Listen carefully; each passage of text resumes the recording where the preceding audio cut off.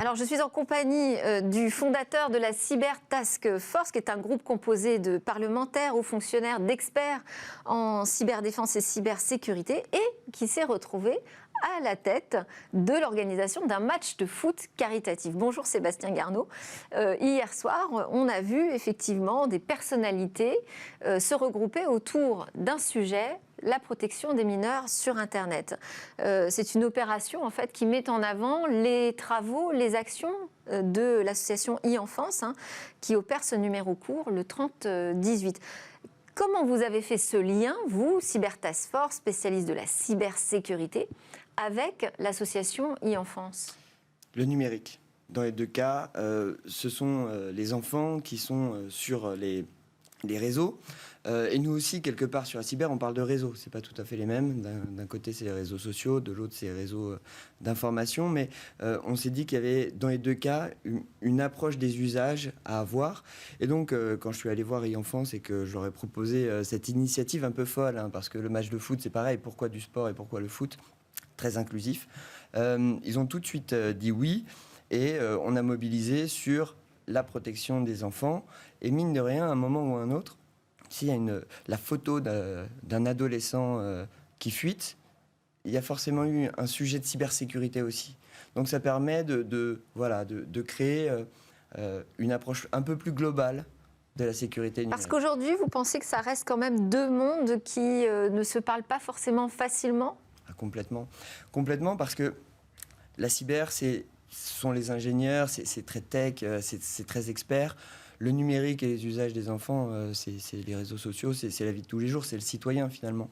Donc oui, il y a peu de discussions entre tous ces gens et chacun est expert un petit peu de sa spécialité. Et quand on parle de violence numérique, alors qu'est-ce qu'on met derrière ce terme? Alors, on va parler du cyberharcèlement et ça, c'est ce qu'on voit le plus en ce moment.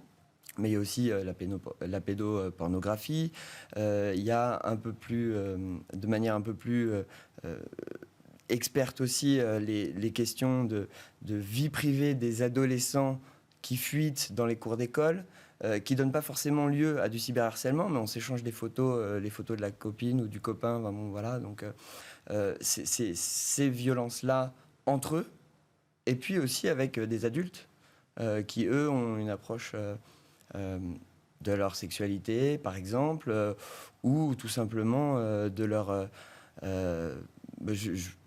c'est un peu compliqué de trouver exactement ce qui les intéresse, mais chez les adultes, c'est beaucoup la sexualité quand même. Alors là, vous avez réuni 3 équipes de foot, ouais. Enfin d'amateurs complets, oui. Ce sont des personnalités. D'un côté, la Cyber Task Force, donc on l'a dit, des spécialistes de la cybersécurité, donc l'aspect technique. De l'autre, une équipe de l'ARCEP, donc le grand régulateur des télécoms. Et puis la CNIL, donc la protectrice des données personnelles. Donc on a des images d'ailleurs de ce match qui s'est joué hier. On voit aussi des personnalités de l'État, avec Pierre-Alain Raffan notamment, qui a participé au match, avec Adrien Taquet, le secrétaire d'État en charge de l'enfance et des familles. On avait Cédric O aussi sur le banc de touche, qui est en charge de la transition numérique. Qu'est-ce que ça a donné, alors, au-delà de cet aspect festif qui a permis de collecter des dons, puisque c'était un match qui avait cette vocation-là? Alors, déjà, effectivement, on a réuni 40 000 € pour l'association et pour le 3018. Et donc ça, c'est super parce qu'ils ont besoin de moyens. Donc ça, c'était le premier objectif. Qu'est-ce que ça a donné? Ça a aussi permis de discuter avec la CNIL, avec l'ARCEP, qui sont effectivement de grands régulateurs et qui, eux aussi, d'une certaine manière, font de la cyber. En tous les cas, dans mon acception, si vous avez un expert technique, lui, il vous dira que c'est pas de la cyber, mais moi, je crois que la question de la sécurité des données, d'un côté, avec la CNIL, et puis la sécurité et l'accessibilité à Internet, ça, c'est l'ARCEP, c'est aussi, à un moment ou à un autre, la question de la sécurité numérique. On a gagné. Donc on était contents, ça veut dire qu'il va y avoir une revanche, mais on a un peu triché. Donc la Cyber Task Force l'a emporté. Oui, mais bon... Ce n'est pas l'objectif. Comment vous percevez, vous, l'approche du gouvernement sur ces sujets? Elle est volontariste, clairement. Et ce numéro court, ça permet déjà de le retenir. Alors il y a plusieurs numéros courts, on en parlait en antenne, mais l'association e-enfance avait un numéro 0800, etc., etc. Là, le 3018, c'est simple, c'est efficace, et donc ça donne de la visibilité au sujet. Puis ensuite, il y a la question des moyens. C'est devenu un dispositif national, donc la gendarmerie nationale est associée au dispositif, et finalement, ça donne une meilleure force de frappe pour l'accompagnement des parents et des ados. Parce que quand on est parent aussi, on peut se sentir démuni face à tout ça. Donc elle est très volontariste, elle donne de la visibilité. Vous avez cité... Est-ce qu'elle s'intéresse aussi justement à donner des moyens techniques, à aller parler de l'autre côté aux cyber-experts? Je pense à ce sujet d'actualité. On a justement l'association, plusieurs associations de protection de l'enfance là, qui ont saisi la justice pour dénoncer une accessibilité trop simple finalement au contenu pour adultes, oui. Aux mineurs. En fait, c'est un problème de vérification d'identité, c'est un problème purement technique.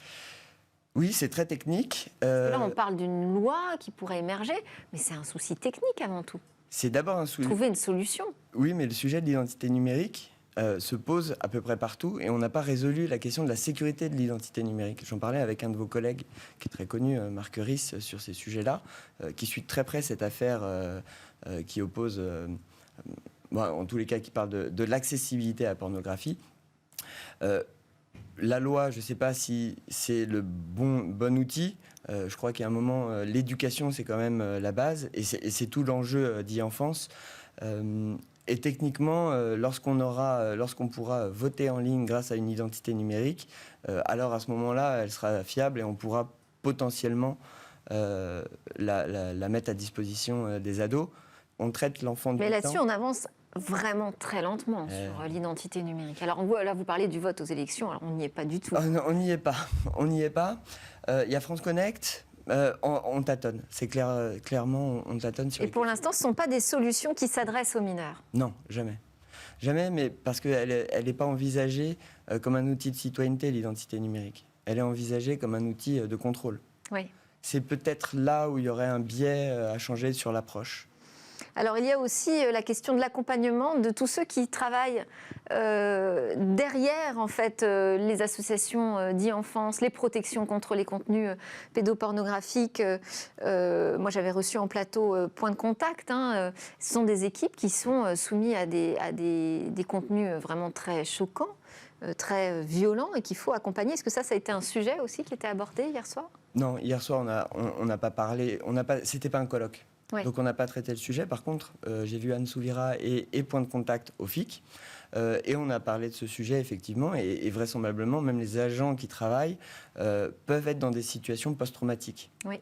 Et moi, ça, par exemple, je l'ai découvert. Je n'avais pas pensé à la question psychologique des accompagnants. Et dans la cybersécurité aussi, vous pouvez avoir des équipes soumises à des difficultés psychologiques.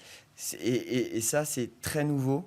Déjà pour moi, mais c'est bien la première fois que j'en parlais avec des experts. Point de Contact fait un grand travail, mais qui n'est pas visible, encore une fois. Donc ça, on va travailler avec Jean-Christophe Le Toquin. Merci beaucoup. Alors on va justement enchaîner en débriefant ce Forum international de la cybersécurité qui a lieu en ce moment à Lille. Merci Sébastien Garnaud, fondateur de la Cyber Task Force. Donc on part sur le grand débrief de l'ActuTech.